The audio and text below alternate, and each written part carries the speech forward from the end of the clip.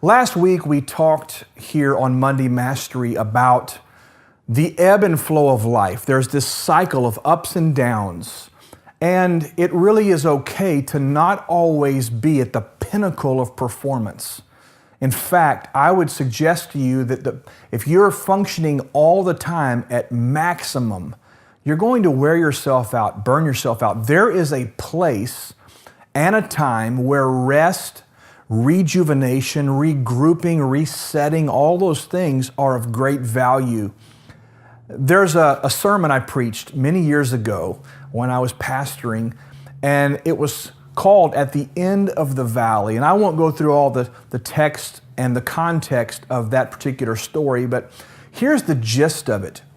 You have a mountaintop here and a mountaintop here, and most often in our pursuit of leadership and influence and financial prosperity and our work life, our business life, our ministries, all the things that we do, the things we're called to do, we are looking for these markers, and we set these ideals up that in our mind are envisioned as these mountaintop existence.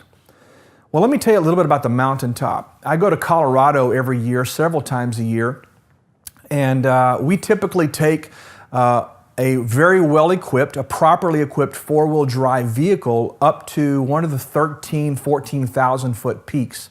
In fact, I've been to several of the peaks there. And as you're going up these roads, by the way, these roads are a little bit treacherous, and there's a little bit of not a fear factor, but I would say a little bit of a factor as you're going up, because you have these sheer cliffs on one side of the vehicle that are just thousands of feet drop. And you're making your way up. But here's what I discovered. As you go up in altitude, the air becomes thinner, it becomes harder to breathe. And on one of these particular passes that we drive, we pass by a gorgeous setting. It's a beautiful cabin, a little bridge that goes across a gorge to get to the cabin. Gorgeous cabin inside and out. It's one of the most spectacular, picturesque places I've ever seen in my life. And I said, my gosh, who owns that? Who lives there? Well, the answer came back to me, and they explained that someone built that cabin with the intentions of living up there even during the summertime when it was not so cold. But they discovered that they couldn't live up there because they could not sleep. When you go to lay down or try to sleep, there's not enough oxygen at that altitude to survive. And they tried several things to make it to where it would work, even sitting up, sleeping vertically. And at the end of the day, it's non-occupiable. You can't live on the mountaintop. You go there to get greater vision and a bigger perspective. You achieve the exhilaration of having accomplished that dream, that goal, that pursuit, and you get there.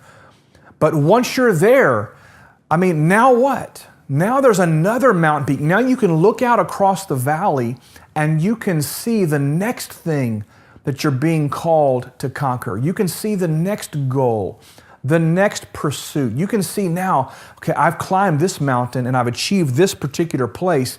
Now I believe I'm being called to take that mountain over there. Well, guess what?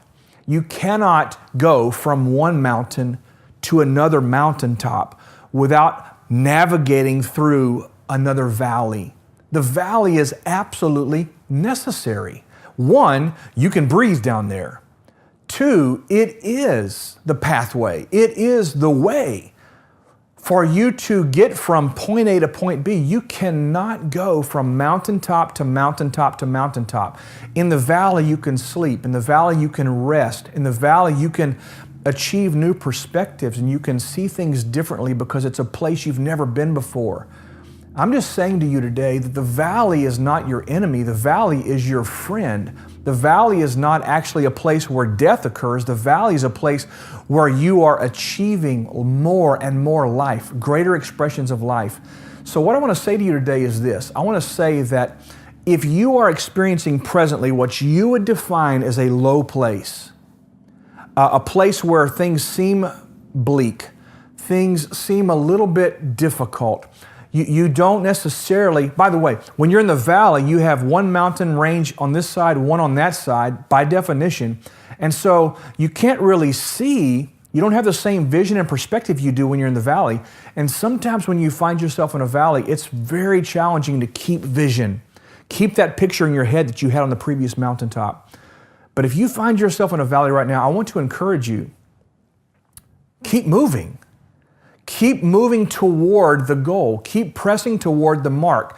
Keep putting one foot in front of the other, because while the valley is your friend, the valley is also not the place where you have to stay all the time.